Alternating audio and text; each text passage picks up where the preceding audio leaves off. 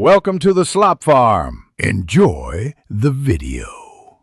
In this video, I will explain how to delete school personnel in LIS. First, you'll need to log into the LIS system using your administrative credentials. Once logged in, navigate to the Personnel Management or Staff Records section.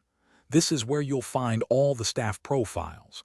Then, locate the specific staff member you intend to remove from the system. This initial step ensures you're in the right place to begin the process.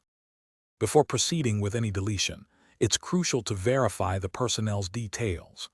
Double-check their name and unique identification number to ensure you have the correct individual. Also, take a moment to review any associated records or active roles they might have.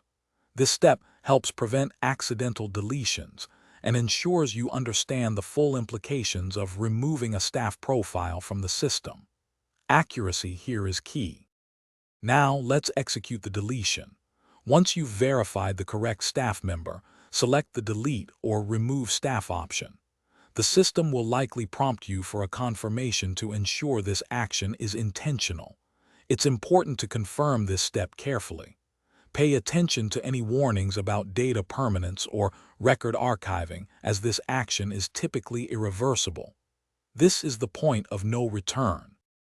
After successfully deleting the personnel record, there are a few important post-deletion steps. First, verify that the staff member's record no longer appears in the LIS system.